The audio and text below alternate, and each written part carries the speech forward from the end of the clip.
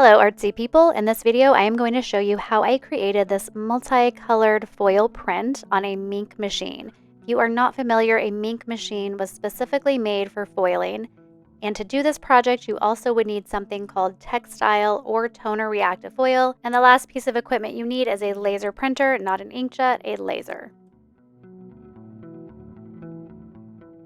I am starting this project in Adobe Illustrator where I created the design on multiple layers. I'm not really going to go into the design process today, but I might in a future video. I then printed everything out how I want the final colors to look, because along the way I have to change all of the colors to black.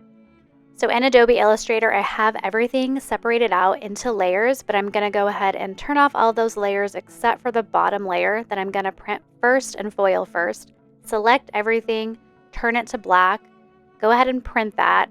And in my printer settings, I'm going to make sure that my media type matches the cardstock I'm using, which is a thin matte cardstock.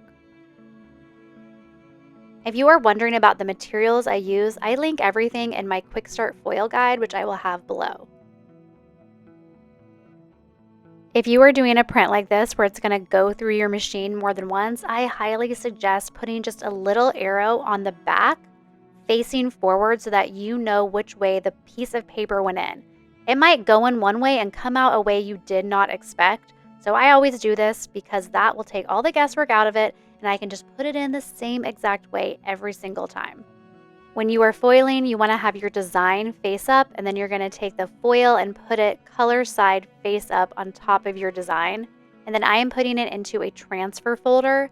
A transfer folder came with the Minc machine. It's not a laminating pouch.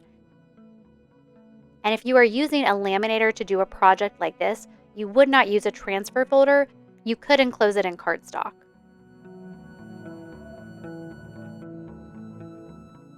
And the first pass through actually didn't look amazing.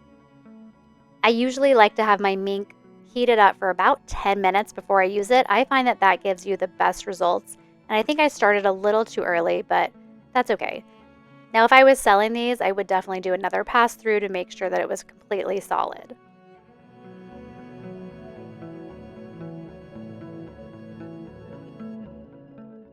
So back in Illustrator, I'm just going to select the next layer, go ahead and turn that to black, and then do the same thing over again.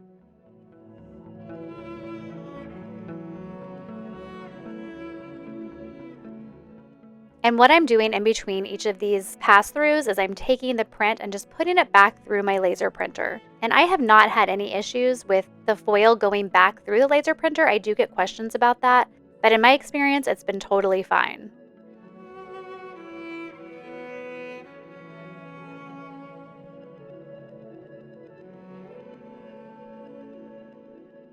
You'll see in this next round that I'm actually printing on top of the foil. I love this effect. It looks so cool to have foil on top of foil.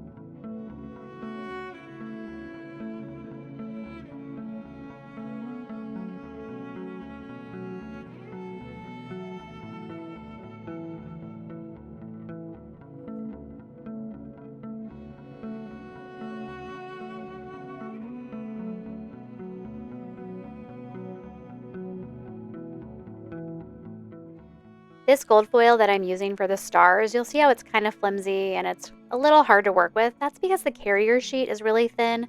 I personally do not prefer foil like this. The Minc brand foil is very similar to this. I use a much thicker foil that is a higher quality. I also have that linked in my Quick Start Foil guide if you want to know my favorite foil that ships to the US and Canada.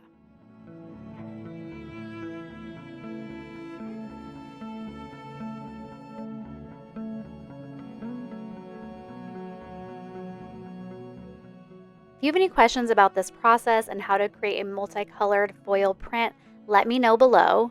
This project is actually in my foil class and we would go through it together. The information about that is linked below as well. I hope you learned something in this video. Foiling is a pretty simple process. You just need to know the paper to use, how to set up your files right, and you need to have the right materials. Thanks so much for watching, and I will see you in the next video. Bye!